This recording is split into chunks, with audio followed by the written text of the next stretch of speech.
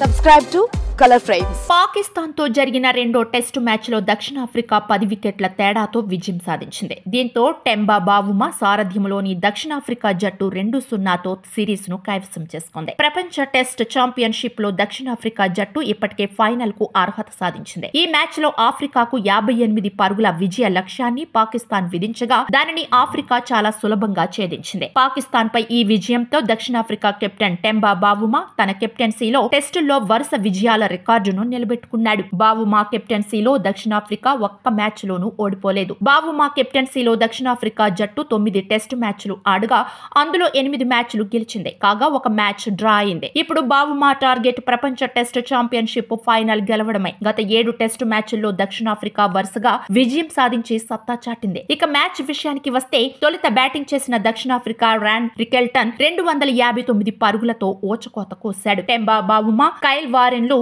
సెంచరీలుగా రాణించారు. ఫలితంగా south Africa 615 పరుగుల భారీ స్కోర్ సాధించింది. ఛేదనలో పాకిస్తాన్ జట్టు 194 పరుగులకే పరిమితమై ఆ తర్వాత పాకిస్తాన్ ఫాలో ఆన్ ఆడాల్సి వచ్చింది. పాకిస్తాన్ రెండో ఇన్నింగ్స్ లో 478 పరుగులు చేసింది. కెప్టెన్ షాన్ మసూద్ అద్భుత సెంచరీస్ చేశాడు. బాబర్ ఆజం 81 పరుగులు చేశాడు. కాగా మహ్మద్ రిజ్వాన్ 41 పరుగులు, సల్మాన్ అలీ అగా 48 పరుగులు చేశారు. కమ్రాన్ గులాం 28 పరుగులు, సౌద్ షకీల్ 23 పరుగులు చేయడంతో పాకిస్తాన్ జట్టు 58 పరుగుల లక్ష్యాన్ని దక్షిణాఫ్రికాకు అందించింది. దానిని దక్షిణాఫ్రికా సులభంగా ఛేదించింది. దీంతో వరుస విజయాలతో టెంబా బావుమా రికార్డు సృష్టించాడు. సౌత్ ఆఫ్రికాకు వరుస విజయాలు అందించిన బావుమాపై ప్రశంసలు వెల్లువెత్తుతున్నాయి. వీడియో మీకు నచ్చినట్లయితే ప్లీజ్ లైక్ చేయండి, షేర్ చేయండి, కామెంట్ చేయండి.